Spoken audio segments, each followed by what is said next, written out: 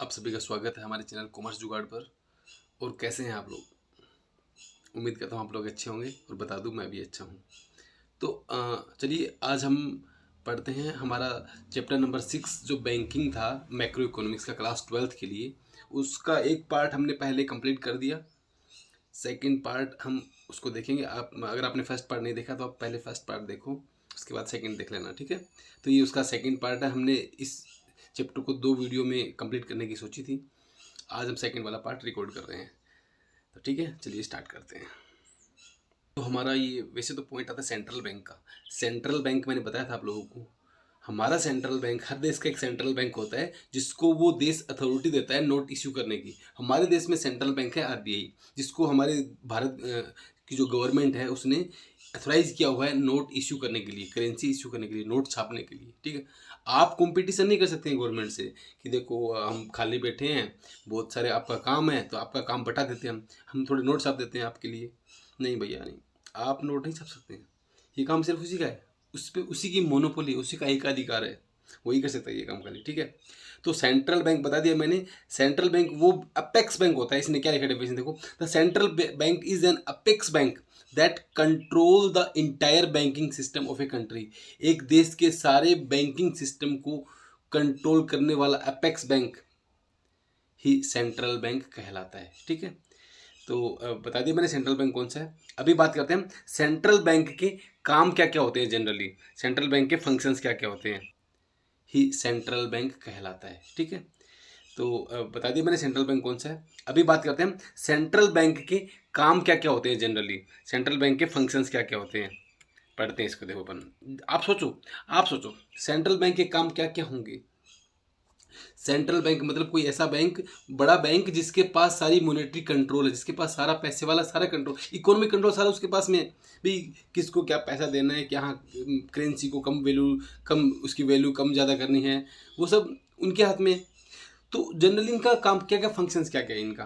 देखो central bank के functions की बात करें तो आप सबसे पहले तो बोल सकते हैं ना कि नोट छापने का काम इन्हीं का। हाँ भैया सीधी सी बात पड़ी है। हम बात करें फंक्शंस ऑफ सेंट्रल बैंक की, इसने बताया देखो सबसे पहला फंक्शन क्या है, इश्यूअर ऑफ करेंसी, यानी नोट छापने। नोट छापने का एक्सक्लूसिव राइट किसके पास में है, सेंट्रल बैंक के पास में, यानी उसके पास मोनोपोली है, इसकी एकाधिकार है उसका, वो नोट छाप सकता है, ठीक है। सेकंड देखो, सेकंड इसने बताया आगे, बैंकर टू द गवर्नमेंट। ये गवर्नमेंट का एक तरीके से बैंक है, यानी गवर्नमेंट को कोई भी ट्रांजेक्शन करना है तो गवर्नमेंट इन बैंकों के थ्रू, गवर्नमेंट बोलता है आरबीआई को आप ऐसे ऐसे करो तो आरबीआई करेगा वैसे वैसे, यानी गवर्नमेंट का बैंकर है ये आरबीआई। गवर्नमेंट को एडवाइस देना, गवर्नमेंट को डील ट्रांजेक्शन्स कोई करवाने हैं, कोई डील करवानी है तो उसमें हेल्प करता है। कौन हेल्प करता है, आरबीआई, सेंट्रल बैंक हेल्प करता है। तो यानी हम बात कर रहे हैं फंक्शंस ऑफ सेंट्रल बैंक की। सबसे पहला काम तो उसका ये हो गया कि वो करेंसी इश्यू करवाता है। सेकंड वाला ये हो गया कि वो गवर्नमेंट का बैंकर है।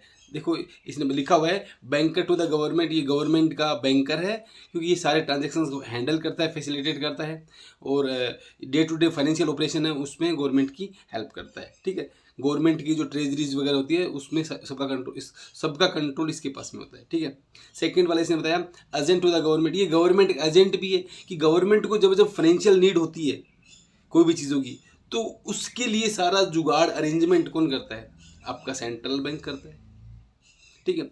अच्छा थर्ड वाले से बताया financial adviser to the government. Government का एडवाइजर कौन, ये गवर्नमेंट का एडवाइजर भी है, गवर्नमेंट को बताता है कि आपको अभी क्या करना चाहिए, आपको कौन से स्टेप्स लेने चाहिए। देखो जनरली दो टाइप की पॉलिसी होती है, एक तो होती है फिस्कल पॉलिसी, एक होती है मॉनेटरी पॉलिसी। मॉनेटरी पॉलिसी मतलब वो पॉलिसी जो पैसे वाली, जो पैसे से रिलेटेड होती है। फिस्कल पॉलिसी तो होती है राजस्व है, मतलब जिससे गवर्नमेंट को इनकम मिलती है, वो होती है फिस्कल। तो वो कौन बनाता है, वो तो गवर्नमेंट बनाती है, गवर्नमेंट बनाती है फिस्कल पॉलिसी। लेकिन जो पैसे वाली, ट्रांजेक्शन्स वाली, जो जिसमें पैसा इन्वॉल्व है, वो ट्रांजेक्शन कौन जिसमें पैसे की मेजरमेंट आता है, पैसे की, मनी की वैल्यू आती है, वो ट्रांजेक्शन वो पॉलिसी कौन बनाता है, वो पॉलिसी बनाती है आरबीआई। तो गवर्नमेंट को आरबीआई एडवाइस भी करती है बहुत सारे फाइनेंशियल मैटर में। तो आपको बात समझ में, हम पढ़ रहे हैं फंक्शंस ऑफ सेंट्रल बैंक, ठीक है। थर्ड वाला आता है banker bank and supervisory role. Banker bank यानी बैंकों का बैंक। अरे आपको और मुझे कोई पैसा जमा करवाना है तो हम जाएंगे बैंक के पास। अच्छा सपोज बैंक को पैसा जमा करवाना हो तो वो कहाँ जाएगी? यानी बैंकों का बैंक कौन है? आरबीआई, क्योंकि बैंक जाएंगे अपने पैसे जमा करवाने किसके पास में? आरबीआई के पास में। ठीक है, तो इसने बताया कि एक तो ये बैंकर्स बैंक है, बैंकों का बैंक है। बैंक का बताया मैंने आपको, बैंकों का बाप कौन है? आरबीआई है। वही सारे कंट्रोल करता है, वही सारी चीज़ों को सुपरवाइज करता है, वही सारी लिमिट होती है, जो सारी जो रेशियो वगैरह होती है, सीआरआर, एसएलआर, वो सारे वही डिटरमाइन करवाता है, बताता है कि आपको इतना मेंटेन करना है। वो सारी लिमिट बैंकों को एग्जीक्यूट करनी पड़ती है, क्योंकि सुपरवाइजरी रोल आरबीआई ध्यान रख रहा है उसके ऊपर कि आप वो सारा काम कर रहे हो कि नहीं कर रहे हो जो सेंट्रल बैंक ने डिसाइड किया हुआ है। ठीक है, तो ये बैंकों का बैंक भी हुआ और सुपरवाइजरी रोल भी इसका हुआ। ठीक है, सुपरवाइजरी रोल मतलब ये चेक करेगा कि बैंक डिपॉजिट को एक्सेप्ट कर रहे हैं, लोगों को लोन दे रहे हैं, जो क्लियरिंग फैसिलिटीज़ है लोन को क्लियर करवाने वाली या चेक को क्लियर करने वाली, वो सारी फैसिलिटीज़ बैंक कंडक्ट कर रहे हैं कि नहीं कर रहे हैं। तो उसके लिए पेनल्टी प्रोसीजर्स वगैरह भी वो लगाता रहता है। तो इसलिए वो चेक करता रहता है बैंक, आरबीआई बैंक चेक करता रहता है कि जो ये कॉमर्शियल बैंक है ये सारे काम कर रहे हैं कि नहीं कर रहे हैं अपने हिसाब से। ठीक है, अब नेक्स्ट पॉइंट आता है लेंडर ऑफ लास्ट रिजोर्ट। मतलब जिनको लोन लेना है वो लास्ट में कहाँ पे जाए? आपको लोन चाहिए तो आप चले जाओगे ना बैंक के पास में। अब बैंकों को लोन चाहिए तो वो कहाँ जाएंगे? तो बैंकों को जब लोन चाहिए होता है यानी वो है आरबीआई, आरबीआई के पास जाएंगे वो। मतलब वो लोन देने का लास्ट जो पॉइंट है वो वही है, मतलब वहीं से लोन मिल सकता है बैंकों को अगर लोन चाहिए तो। ठीक है, तो इसने बताया lender of the last resort. ठीक है, आगे पढ़ते हैं अपन। कस्टोडियन ऑफ फॉरेन एक्सचेंज, मतलब देखो सुनो, हम जब जब एक्सपोर्ट करते हैं विदेशों में तो विदेशों से हमें पेमेंट मिलता है फॉरेन करेंसी में। ठीक है, या हमारा कोई आदमी बाहर गया पैसे कमाने तो वो पैसे लेके आएगा फॉरेन करेंसी में, पैसे लेके आ गया। अब वो हमको जब इंडिया में कोई सामान खरीदना बेचना है तो फॉरेन करेंसी तो काम आएगी नहीं। यहाँ पे तो करेंसी रुपीज़ करेंसी काम आएगी। लेकिन तो फिर हम क्या करते हैं, हम बैंकों में जाते हैं और बैंक में वो फॉरेन करेंसी विदेशों वाली कन्वर्ट करवा के वहाँ से रुपया ले लेते हैं। ठीक है, तो अब हुआ क्या, अब फाइनली बैंक के पास पहुँच गई वो फॉरेन करेंसी। तो ये तो सुनो, बैंक लेते तो हैं फॉरेन करेंसी लेकिन वो अपने पास थोड़ी रखेंगे। अपने पास कैसे रखेंगे वो? क्योंकि उनको तो लोन देना है किसी और को, कॉमर्शियल बैंकों को तो लोन देना होता है आगे, तो वो फॉरेन करेंसी थोड़ी देंगे किसी को लोन में। तो अब बैंक क्या कर देंगे, वो फॉरेन करेंसी को जमा करवाएंगे कहाँ पे? आरबीआई के पास में। तो आरबीआई क्या करता है, फॉरेन करेंसी को अपनी कस्टडी में रखता है, इसीलिए बोला गया इसको फॉरेन करेंसी। फॉरेन एक्सचेंज का ये क्या है, कस्टोडियन भी होता है जनरली। ठीक है, जनरली इस फॉरेन करेंसी को हम इंडिया सभी देश फॉरेन करेंसी को यूज करते हैं अपनी खुद की जो करेंसी है उसकी वैल्यू को फिक्स रखने के लिए। आपको पता है आज $1 बराबर 95 रुपीज़, $1 बराबर आज 95 रुपीज़ के आसपास हो रहा है। तो उस करेंसी को डिटरमाइन करने में कि कितनी $1 बराबर कितना, $1 बराबर कितने डॉलर आए, $1 बराबर कितनी रुपया आए, उसको डिटरमाइन करने के लिए भी हमारे पास जो ट्रेजरी में जो बैलेंस होता है वो हेल्प करता है हमें। ठीक है, तो उसके लिए भी काम में आती है। चल आगे चलते हैं अपन। नेक्स्ट पॉइंट आता है clearing house function. Clearing house function थोड़ा ध्यान से देखना, इधर देखो यूट्यूब वाला, सब इधर, मैंने बाल ऐसे थोड़ी बनाए हैं। अच्छा हाँ सुनो, क्लियरिंग हाउस फंक्शन मतलब जनरली होता क्या है, आप सपोज एक आदमी का बैंक है पीएनबी में खाता, अकाउंट उसका पीएनबी में, दूसरे आदमी का एसबीआई में खाता है। अब पीएनबी वाले ने चेक काट के दिया एसबीआई वाले को, यानी पीएनबी से चेक कट के एसबीआई के पास गया। ठीक है, अब एसबीआई वाला क्या करेगा, पीएनबी से पैसे लेगा, क्योंकि उसने एसबीआई वाले ने अपने कस्टमर को दिया होगा ना पेमेंट, जो भी चेक लेके आया उसको। अच्छा, अभी किसी दूसरे कस्टमर ने क्या करा, जहाँ पे उसका अकाउंट एसबीआई में और उसने पीएनबी वाले को पेमेंट किया, मतलब अब पीएनबी वाले को एसबीआई से लेना भी है और देना भी है। तो ऐसा थोड़ी होगा कि एक हाथ से तुम दे दो पहले, दूसरे हाथ से फिर बाद में मैं तुमको दे दूंगा, ऐसे नहीं होता। मतलब आपस में एडजस्ट कर दो, आपस में क्लियर कर दो उसको। तो इस क्लियर को करवाने का काम जनरली होता है आरबीआई का। ठीक है, तो ये कलरिंग हाउस फंक्शंस भी कौन करता है, आरबीआई करता है। ठीक है, अच्छा आगे आता है कंट्रोल ऑफ क्रेडिट, यानी अब एक बात सुनो, ये थोड़ा सा डीपली समझना आप ध्यान से। जो क्रेडिट है उसको कंट्रोल करने का काम किसका है, आरबीआई का है। यानी मार्केट में अगर इन्फ्लेशन हुआ, डिफ्लेशन हुआ, अगर आपकी इकोनॉमी को स्टेबल करना है तो उसके लिए इन्फ्लेशन डिफ्लेशन को कंट्रोल करना पड़ेगा। और कंट्रोल करने के लिए जो पॉलिसीज़ वगैरह बनाता है, जिस भी कौन सा तरीका लगाऊं मैं जिससे कि ये कंट्रोल में आ जाए चीज़ें सारी, वो पॉलिसी बनाने का काम किसका है? वो है आरबीआई का। आरबीआई नहीं, सेंट्रल बैंक का। तो हम पढ़ क्या रहे थे? सेंट्रल बैंक के फंक्शंस। होपफुली आप लोगों को समझ में आ गए होंगे। ठीक है, अभी यस तो ये भी नेक्स्ट हमारा पॉइंट है, central bank versus commercial bank, दोनों में डिफरेंस क्या क्या है। ठीक है, तो जनरली बताया मैंने आपको, सेंट्रल बैंक का काम क्या होता है? नोट छापना, करेंसी इश्यू करना। जबकि कॉमर्शियल बैंक का काम क्या होता है? नोट छापना काम उसका नहीं होता, लेकिन हमने पढ़ा था लास्ट क्लास में, मनी क्रिएशन करने का काम, लोन वगैरह दे के मनी क्रिएशन का काम किसका होता है? कॉमर्शियल बैंक का। ठीक है, इसने बताया देखो सेंट्रल बैंक का सेकंड क्या है? मोनोपोल राइट है नोट इशू करने का, जबकि कॉमर्शियल बैंक का इशू करने का काम नहीं होता है। ठीक है ना, सेंट्रल बैंक आरबीआई हो गया, कॉमर्शियल बैंक कौन से हो गए? पीएनबी, एसबीआई, ये सब हो गए। ठीक है, अच्छा आगे इसने बताया रोल इन फॉरेक्स रिजर्व। देखो बताया मैंने आपको, कस्टोडियन ऑफ फॉरेन एक्सचेंज कौन है? आरबीआई। आरबीआई फॉरेन करेंसी को अपने पास रखता है, उसकी कस्टडी में रहती है। ठीक है, तो कस्टोडियन हो गया आरबीआई, सेंट्रल बैंक।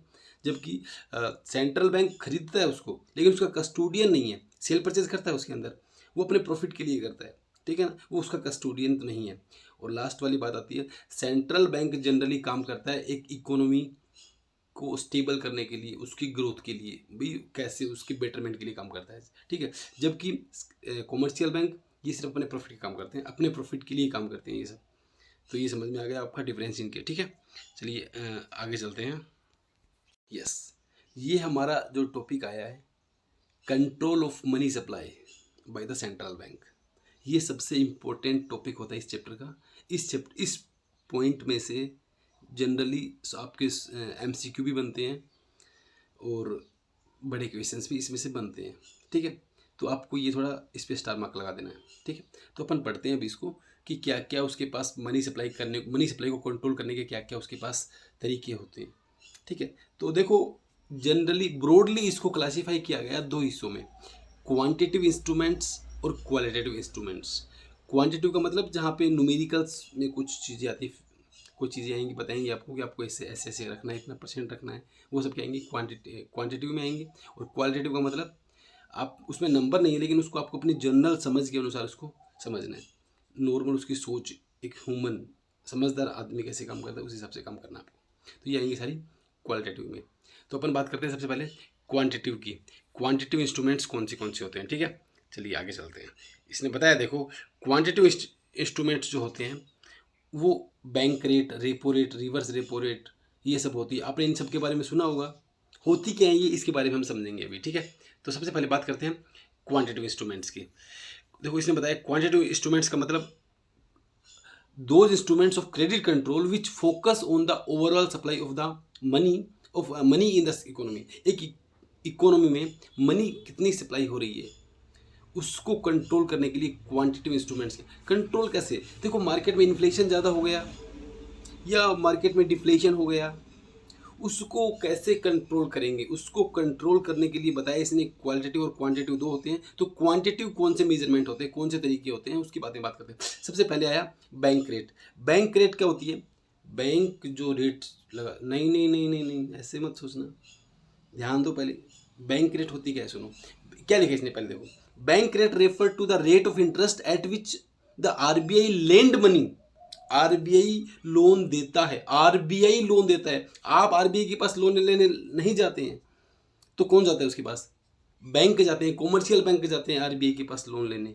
तो जिस रेट पे आरबीआई लोन देगा कॉमर्शियल बैंक को विदाउट एनी कोलेट्रियल, कोलेट्रियल का मतलब लोन किस बात पे देगा, लोन किस बेस पे? आप बैंक में जाते हो, बैंक आपको बिना कोई सिक्योरिटी लिए, आपके बिना कोई एसेट लिए आपको लोन दे देता है क्या? नहीं देता ना, कोई एसेट गिरवी रखवाता है अपने पास में। लेकिन जब आरबीआई के पास जाएंगे ये बैंक वाले, तो आरबीआई उनसे बिना कोई सिक्योरिटी के जब लोन दे रहा है उसको बोलते हैं अपन बैंक रेट। जनरली ये जो लोन होते हैं ये लॉन्ग पीरियड के लिए होते हैं। किसके लिए होते हैं? लंबे टाइम के लिए, लॉन्ग पीरियड के लिए होते हैं। ठीक है, तो देखो इसको समझने के लिए हम आपको एक दूसरी स्लाइड पे लेके चलता हूँ। अब उन चीज़ों को यहाँ समझो आप। आरबीआई जब जनरली आरबीआई लोन देता भी है कॉमर्शियल बैंक को और उनसे लोन लेता भी है, ठीक है।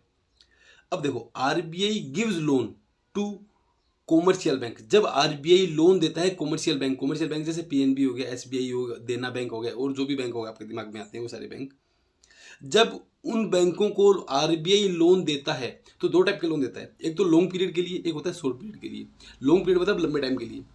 तो जब लॉन्ग पीरियड के लिए लोन देता है वो देता है बैंक रेट के बेसिस पे, यानी आरबीआई लोन के बदले जो चार्ज करेगा इंटरेस्ट रेट, वो कौन सी बैंक रेट से इंटरेस्ट चार्ज करेगा, कॉमर्शियल बैंक से। समझ गए आप लोग। वही आरबीआई जब लोन देगा कॉमर्शियल बैंक को शॉर्ट पीरियड के लिए, शॉर्ट पीरियड कितना, जनरली 1 दिन भी होता है, 15 दिन भी होता है, ये भी काम आती है चीज़ें। ये कब काम आती है, देखो जनरली बैंकों को बताया मैंने, जो CRR SLR मेंटेन करना पड़ता है, उसके लिए बैंकों को हर एट एवरी फोर्टनाइट, हर 15वें दिन एक जो मेंटेन होता है बैलेंस, वो रखना जरूरी होता है। उसके लिए बैंकों को शॉर्ट पीरियड के भी लोन बहुत चाहिए होता है, 1-1 दिन के लिए, 2 दिन के लिए भी चाहिए होता है। तो वो जो शॉर्ट पीरियड का लोन जब आरबीआई उनको देता है, उसको बोलते हैं, उस शॉर्ट पीरियड के लिए जब वो इंटरेस्ट चार्ज करता है, वो रेपो रेट से इंटरेस्ट चार्ज करता है आरबीआई, कॉमर्शियल बैंक से रेपो रेट से इंटरेस्ट लेता है। आपको बात समझ में आई। आरबीआई दो टाइप का लोन देता है, शॉर्ट पीरियड के लिए और लॉन्ग पीरियड के लिए। लॉन्ग पीरियड के लिए जो लोन देगा उसके लिए वो बैंक रेट से इंटरेस्ट चार्ज करेगा, जबकि शॉर्ट पीरियड के लिए अगर लोन दिया आरबीआई ने तो वो रेपो रेट से इंटरेस्ट चार्ज करेगा। ये बात समझ में आ गई होगी आप लोगों को, ठीक है। चलिए वापिस चलते हैं उसी पे। बैंक रेट क्या होती है आप समझ गए होंगे। तो अभी देखो, बैंक रेट, अगर मार्केट में इन्फ्लेशन ज़्यादा है, मार्केट में पहले से महंगाई ज़्यादा है, महंगाई मतलब लोगों के हाथ में पैसा ज़्यादा है, प्रोडक्शन कम हो रहा है, तो महंगाई होती है। अच्छा ठीक है, तो जब महंगाई ज़्यादा है, किस वजह से ज़्यादा है, क्योंकि लोगों के हाथ में पैसा ज़्यादा है, हर कोई ज़्यादा पैसे देने के लिए तैयार है, इसका मतलब वो महंगाई हो रही है, इन्फ्लेशन हो रहा है। तो इन्फ्लेशन के टाइम पे बैंक रेट, जनरली जो बैंक वाली रेट होती है, इन्फ्लेशन के टाइम पे आरबीआई जो लोन देगा बैंकों को वो महंगा देगा, जिससे क्या होगा, वो बैंक भी फिर आगे लोगों को महंगा लोन देंगे, महंगा लोन देंगे तो लोग क्या करेंगे, लोन कम लेंगे तो कुछ हद तक इन्फ्लेशन, लोगों के पास में पैसा कम जाएगा तो कुछ हद तक इन्फ्लेशन कंट्रोल हो जाएगा, मतलब इन्फ्लेशन क्या हो गया, करेक्ट हो गया, ठीक है। अगर डिफ्लेशन की कंडीशन आ रखी है, लोगों के पास में हाथ में पैसा ही नहीं है, आपने देखा था कोरोना के टाइम में लोगों के हाथ में पैसा नहीं था, उनके पास में मतलब हाथ में पैसा नहीं था ना उनके। तो अब उस टाइम क्या करते हैं, डिफ्लेशन के केस में आरबीआई जो बैंकों को लोन देगा वो सस्ता लोन देगा, तो इससे बैंक भी आगे लोगों को सस्ता लोन देंगे, और बैंक जब सस्ता लोन देंगे तो ज़्यादा लोग लोन अप्लाई करेंगे और ज़्यादा लोग लोन ले लेंगे, इससे उनके हाथ में पैसा जाएगा, यानी मार्केट में पैसा जाएगा। इसका मतलब डिफ्लेशन की कंडीशन क्या हो गई, करेक्ट हो गई, ठीक हो गई। मतलब आई बात समझ में आप लोगों को, बैंक रेट की बातें। अभी चलिए अपन आगे चलते हैं ओपन मार्केट ऑपरेशन में। ओपन मार्केट ऑपरेशन में क्या होता है जनरली, देखो इसके अंदर कुछ चीज़ें ऐसी होती है, कुछ सिक्योरिटी ऐसी होती है जो गवर्नमेंट लोगों के पास बेचता है, गवर्नमेंट लोगों को बेचता है। अच्छा, गवर्नमेंट बेचती है लोगों को, इससे क्या होगा, लोग उस सिक्योरिटी को खरीदेंगे। बहुत सारे बॉन्ड ऐसे हैं, एनएससी हो गए, सेविंग सर्टिफिकेट हो गए, वो क्या करती हैं, गवर्नमेंट ने बेचा होता है लोगों को। इससे क्या होगा कि लोग जब उस सिक्योरिटी को खरीदेंगे तो उनके पास पैसा कम रहेगा, क्योंकि वो पैसा चला जाएगा गवर्नमेंट के पास में। इस तरीके से क्या हो जाएगा, इन्फ्लेशन कंट्रोल हो जाएगा। अच्छा, जब डिफ्लेशन की कंडीशन आएगी तो क्या करेगी गवर्नमेंट, उन सिक्योरिटीज़ को वापस लोगों को बेच देगी, वापस लोगों से, लोगों ने जो खरीदी हुई है लोगों से वापस बाय कर लेगी वो सिक्योरिटीज़, गवर्नमेंट वापस बाय कर लेगी सिक्योरिटीज़। इससे जब गवर्नमेंट सिक्योरिटीज़ बाय करेगी तो लोगों को पेमेंट देगी, पैसा देगी, तो लोगों के हाथ में पैसा जाएगा, तो इससे क्या हो जाएगा, डिफ्लेशन भी कंट्रोल हो जाएगा। आई बात समझ में कैसे काम करती दोनों चीज़ें। चलिए आगे चलते हैं अपन। आगे इसने बताया रेपो रेट के बारे में आप समझ चुके हैं पहले भी, फिर बता दूं मैं। रेपो रेट, जब आरबीआई लोन देता है कॉमर्शियल बैंक को, तो शॉर्ट पीरियड के लिए जो लोन देता है उसके अगेंस्ट में जब वो इंटरेस्ट चार्ज करता है, ब्याज चार्ज करता है कॉमर्शियल बैंकों से, तो शॉर्ट पीरियड के लिए जो लोन लिया जाता है उसको रेपो रेट की इंटरेस्ट रेट पे दिया जाता है वो लोन। यानी शॉर्ट पीरियड के लिए जो लोन दिया है आरबीआई ने, उसके बदले वो रेपो रेट चार्ज करेगा कॉमर्शियल बैंक से, ये बात समझ में आ गई होगी आप लोगों को, ठीक है। तो अभी इसको इन्फ्लेशन के कंडीशन में वो रेपो रेट बढ़ा देगा, डिफ्लेशन की कंडीशन में सेम बैंक रेट की तरह डिफ्लेशन की कंडीशन में वो क्या करेगा, रेपो रेट कम कर देगा। इससे क्या हो जाएगा, इन्फ्लेशन और डिफ्लेशन की कंडीशन दोनों करेक्ट हो जाएगी, ठीक है। चलिए आगे चलते हैं। आगे इसने बताया रिवर्स रेपो रेट। अब थोड़ा ध्यान देना, यस। तो रिवर्स रेपो रेट, इसमें क्या होता है, यूट्यूब के बाल को इधर देखो, इधर इधर ध्यान दो, इधर क्या बताया इसने। रिवर्स रेपो रेट का मतलब जब आरबीआई ने जब लोन दिया तो बदले में चार्ज लिया ना, उसने इंटरेस्ट लिया। तो सपोज जब आरबीआई को पैसे की जरूरत पड़ती होगी तो आरबीआई भी तो बैंकों से पैसा लेता होगा।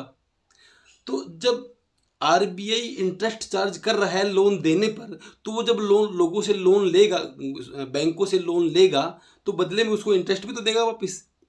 यानी उल्टा काम, उल्टा समझ लो आप।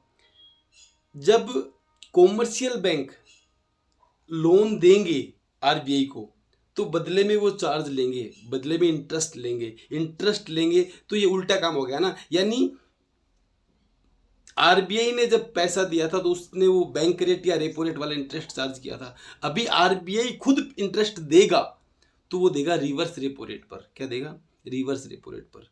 समझ गए आप लोग। रिवर्स रेपो रेट तब लगती है जब बैंक, कॉमर्शियल बैंक लोन देते हैं आरबीआई को, ठीक है। अब इसने बताया देखो रिवर्स रेपो रेट कम रहेगी कब, डिफ्लेशन के केस में। इन्फ्लेशन के केस में रिवर्स रेट क्या हो जाएगी, बढ़ जाएगी। समझ जाओ आप दोनों वैसे ही, क्योंकि इन्फ्लेशन और डिफ्लेशन मेन काम तो आरबीआई को वही है ना कि मनी को कंट्रोल करना है। तो आप लोगों को समझ में आ गया होगा। नेक्स्ट पॉइंट आता है अपना कैश रिजर्व रेशियो, CRR। हमने लास्ट वीडियो में भी इसके बारे में बात की थी। यानी देखो बैंकों को अपने पास कुछ पैसा जो उनके पास जमा हुआ, बैंकों के पास जो पैसा जमा होने को आया, उस पैसे को, उसमें से वो कुछ हिस्सा आरबीआई के पास फिक्स रखवाते हैं। यानी कुछ हिस्सा आरबीआई के पास फिक्स रखवाते हैं कॉमर्शियल बैंक, उसको बोलते हैं अपन cash reserve ratio, CRR। RBI के पास जो रखे जाते हैं उसको बोलते हैं CRR। जनरली ये 4% के आसपास होता है जनरली, ठीक है। अच्छा, बैंक अपने पास भी कुछ पैसा कैश में रखता है, उसको बोलते हैं SLR। क्या बोलते हैं, स्टेचुरी लिक्विडिटी रेशियो, SLR, ठीक है। तो ये जो दोनों लिमिट है, अब इसने बताया देखो CRR ये आरबीआई बढ़ाएगा। जब CRR कब बढ़ाएगा, जब मार्केट में इन्फ्लेशन होगा। सपोज कैसे, देखो अगर CRR बढ़ा दिया आरबीआई ने तो अभी बैंकों के पास पैसा कम बचेगा, कुछ भी कम बचे, लेकिन थोड़ा बहुत, चाहे थोड़ा बहुत ही कम बचे, लेकिन कम बचेगा ना, कम बचेगा। इससे क्या हो जाएगा, वो लोगों को लोन कम देगा तो इन्फ्लेशन क्या हो जाएगा, कंट्रोल हो जाएगा, ठीक है। अगर CRR आरबीआई ने घटा दिया तो अब बैंकों के पास पैसा ज़्यादा बचेगा, तो बैंक ज़्यादा लोन देंगे तो क्या हो जाएगा, डिफ्लेशन कंट्रोल हो जाएगा। आप लोगों को समझ में आ रही होगी होपफुली, ठीक है। अगर आपको समझ में आ रही है तो वीडियो को लाइक करना मत भूलिएगा, अपने दोस्तों के साथ उसको शेयर करना भी मत भूलना, ठीक है। देखिए हम जो एफर्ट्स कर रहे हैं वो, उसके लिए इतना तो बनता है कि आप वीडियोज़ को लाइक करें और अपने दोस्तों में शेयर करें। सब्सक्राइब तो खैर आपने कर रखा होगा, नहीं कर रखा होगा तो कर लेना प्लीज़, ठीक है। यस, आगे बात करते हैं SLR की। SLR मैंने बता दिया अभी आपको। SLR मतलब स्टेचुरी लिक्विडिटी रेशियो, वही जो बैंक वो डिपॉजिट का वो हिस्सा जो कॉमर्शियल बैंक अपने पास इसलिए रखते हैं कि उनको इमरजेंसी में काम आएगा। कोई भी जब किसी ने पैसा बैंक में रखा हुआ है डिमांड डिपॉजिट के रूप में, जब वो निकलवाने आएगा तो उसको ये तो नहीं बोलेंगे ना भाई साहब नहीं है पैसा हमारे पास, नहीं, उसको देना पड़ेगा। अपने पास कुछ पैसा अपने को कैश में रखना पड़ता है, ठीक है। तो SLR वो परसेंटेज होता है जो बैंक अपने पास में कैश में रखता है। आपको आई बात समझ में। अब देखो इसने बताया SLR, ये जब SLR कब बढ़ता है और कब घटता है, सुनो आप। जब SLR बढ़ता है, SLR बढ़ेगा तो मतलब बैंकों के पास पैसा अब ज़्यादा रहेगा, मतलब ज़्यादा रहा SLR बैंक के पास, तो अब बैंक लोगों को लोन कम दे पा रहा है, मतलब लोगों के पास पैसा कम जा रहा है, मतलब इन्फ्लेशन कंट्रोल हो रहा है। वही अगर फॉल इन SLR, अगर SLR कम हो गया, अब बैंक अपने पास में कम परसेंटेज रख रहा है उस कैश का, तो मतलब बैंक ज़्यादा लोगों को लोन दे रहा है, इसका मतलब अब मार्केट में डिफ्लेशन की कंडीशन थी वो क्या हो गई, ठीक हो गई। आपको आई बात समझ में। तो ये हमने पढ़े, क्या पढ़े, क्वांटिटिव कंट्रोल्स हमने पढ़े थे, क्वांटिटिव कंट्रोल्स और क्वालिटेटिव। हमने अभी क्वांटिटिव पढ़े, अभी हम बात करते हैं आगे क्वालिटेटिव कंट्रोल्स की बात करते हैं, ठीक है। देखो क्वालिटेटिव कंट्रोल्स क्या लिखा है, इन्होंने लिखा है qualitative instruments are those instruments of credit control which focus on select sector of the economy. जो किसके ऊपर फोकस करते हैं, सेक्टर ऑफ द इकोनॉमी के ऊपर फोकस, उनको सिलेक्ट करने में, ठीक है। तो उसके अंदर सबसे पहला आता है मार्जिन रिक्वायरमेंट। मार्जिन रिक्वायरमेंट मतलब देखो, आप जब बैंक के पास लोन लेने जाते हो तो बैंक ऐसे तो देगा नहीं, आपको कुछ ना कुछ गिरवी रखना पड़ेगा। आप सपोज आपने 1 लाख रुपया 1 लाख रुपये का गोल्ड रखा बैंक के पास में और आप लोन लेने गए, तो बैंक आपको 1 लाख के गोल्ड के बदले आपको 1 लाख का लोन नहीं देगा, उससे कुछ कम का देगा लोन, ठीक है। तो सपोज बैंक ने आपको 1 लाख रुपये गोल्ड के बदले आपको 70,000 का लोन दे दिया, 70,000 रुपये का लोन दे दिया, 70,000 का लोन दे दिया। अभी ये ऐसे बोलना चाह रहे हैं कि आपने अगर मार्केट में इन्फ्लेशन ज़्यादा है, ये आप खुद सोचो, आरबीआई ने बोला बैंकों को, क्या बोला कि आप खुद सोचो अगर मार्केट में इन्फ्लेशन ज़्यादा है तो आप कोशिश करो लोगों के पास पैसा कम जाए। मतलब अभी आपने तो बैंक वाले बोलेंगे हम क्या करें, पैसा कम जाएगा, सामने वाला 1 लाख का गोल्ड लेके आया तो उसे लोन तो देना पड़ेगा। तो आरबीआई बोलता है देखो लोन देना पड़ेगा, मानता हूँ बात में, लेकिन आप उसे लोन 1 लाख के गोल्ड के बदले 70,000 रुपये का लोन दे रहे थे, अभी आप उसे 40-50,000 रुपये का लोन दो, उसे बोलो कि नहीं नहीं ऐसा ऐसा कुछ रेस्ट्रिक्शंस है, कुछ रुकावट है, ऐसे बोल के उसको आप कम लोन दो। आप कोशिश करो कम जाए लोगों के पास पैसा। इन्फ्लेशन मार्केट में पहले ही है, महंगाई पहले ही है, आप कम लोगों को लोन देने की कोशिश करो, यानी मार्जिन आप ज़्यादा रखो। ये बात समझ में, ठीक है। अगर डिफ्लेशन की कंडीशन आती है, अगर डिफ्लेशन की कंडीशन आती है यानी मार्केट में लोगों के पास पैसा पहले से ही कम है, तो आप क्या करोगे, अभी आपने जो ये अभी आप जो रख रहे थे मार्जिन, अभी आप इसको कम कर दो। पहले आप 1 लाख के गोल्ड के बदले 70,000 का लोन दे रहे थे, अभी आप 80 का 85 का 90 का लोन दो आप। इससे क्या हो जाएगा, लोगों के पास पैसा ज़्यादा जाएगा, पैसा ज़्यादा जाएगा तो क्या हो जाएगा, मार्केट में डिफ्लेशन की कंडीशन दूर हो जाएगी। आपको आई बात समझ में? यस। नेक्स्ट पॉइंट आता है अपना राशनिंग ऑफ क्रेडिट, यानी आप जब लोगों को लोन दे रहे हैं तो उसको राशनिंग कर दीजिए अलग अलग सेक्टर में। सपोज गवर्नमेंट ने डिसाइड किया कि आपको 500 करोड़ रुपए का लोन देना है, अब उसको राशनिंग नहीं किया गया, अलग अलग डिवाइड नहीं किया गया सेक्टर में, अलग अलग चीज़ों में सेक्टर में डिवाइड करके उसको अगर करते अपन तो क्या पता वो कम जाता लोन। लेकिन आपने 500 करोड़ का लोन के लिए बोला हुआ है, लोगों ने 500 करोड़ रुपए का लोन अप्लाई कर दिया, आपने दे दिया उनको। ऐसा नहीं करना है। तो आप उसका एक कोटा फिक्स करो। सपोज आपने 500 करोड़ का लोन देना है, मान लिया बात, आप ऐसे बोलो कि हम 100 करोड़ का लोन देंगे एग्रीकल्चर के लिए, 100 करोड़ का लोन देंगे हम इंडस्ट्रीज़ के लिए, 100 करोड़ का लोन देंगे हम लोगों के पर्सनल नेचर के लिए। आपने ऐसा कर दिया। अभी एग्रीकल्चर में आपने फिक्स कर दिया 100 करोड़ का लोन देंगे। अभी एग्रीकल्चर के अंदर 500 करोड़ के लोग 500 करोड़ के लोन के लिए लोग अप्लाई भी कर रहे हैं सारे मिलाकर, तो आप उनको बोलो कि नहीं, हमारा लिमिट 1 करोड़ का ही है, हम इससे ज़्यादा लोन नहीं दे पाएंगे आपको। यानी एग्रीकल्चर में हमारी लिमिट 1 करोड़ की है, 500 करोड़ का 100 करोड़ की है, सपोज 100 करोड़ ही दे पाएंगे हम, 500 करोड़ नहीं दे पाएंगे। यानी आपने एग्रीकल्चर की लिमिट फिक्स कर दी। ऐसे आपने इंडस्ट्रीज़ की, इंडस्ट्री में सपोज आपने सोचा 100 करोड़ का लोन देंगे, लेकिन 50 करोड़ की एप्लीकेशन ही आई, तो यानी 50 करोड़ का देना पड़ा, 50 करोड़ बच गया उसमें लोन देने से। यानी आप ऐसे राशनिंग करो, राशनिंग करोगे उससे क्या हो जाएगा, क्रेडिट बहुत कंट्रोल हो जाएगी। आपको आई बात समझ में? यस। नेक्स्ट पॉइंट आता है मोरल शोषण।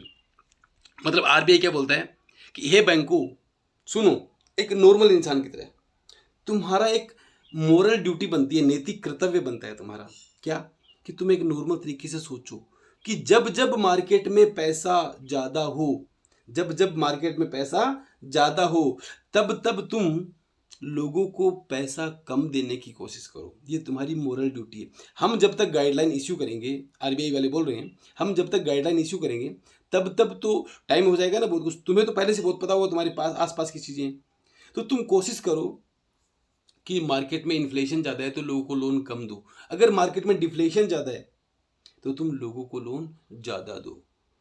आप उनको ये मत बोलो काउंटर नंबर 4 पे चले जाओ, 6 से उसे सिग्नेचर करवा के लाओ, नहीं नहीं, ज़्यादा परेशान मत करो। अब डिफ्लेशन की कंडीशन है, हमें लोगों को लोन देना है अभी, तो आप कोशिश करो ज़्यादा से ज़्यादा लोग अप्लाई करें लोन के लिए और ज़्यादा से ज़्यादा लोगों के पास पैसा जाए। ये आपकी एक मोरल ड्यूटी भी है, तो इसको बोला गया मोरल शोषण। आप लोगों को समझ में आया होगा होपफुली। हमने पढ़े कंट्रोल्स 2 टाइप के होते हैं, क्वालिटेटिव और क्वांटिटिव्स, ठीक है। क्वांटिटिव में आपने देख लिया bank rate, CRR, SLR, repo rate, वो सब ओपन मार्केट सिक्योरिटीज़। जबकि क्वालिटेटिव कंट्रोल में आपने देख लिया, मोरल सुअसन हो गया, राशनिंग हो गई, मार्जिन वाला हो गया, वो सब इसके अंदर आते हैं। ठीक है, तो ऐसे करके आपका ये चैप्टर कंप्लीट होता है। उम्मीद है आप लोगों को हमारा ये सेशन पसंद आया होगा। अगर पसंद आया तो वीडियोज़ को लाइक करना ना भूलें, अपने दोस्तों में शेयर भी कीजिए और सब्सक्राइब तो करना ही करना है। और आप बाकी आप बेल आइकॉन भी दबा दीजिएगा, जिससे क्या हो जाएगा कि आपके पास वीडियो जल्दी से जल्दी पहुंचेगा। जब जब हम वीडियो अपलोड करेंगे आपके पास पहुंच जाएगा, कम से कम आप उसको फिर तब देख पाएंगे। ठीक है, तो thanks a lot peoples, thank you.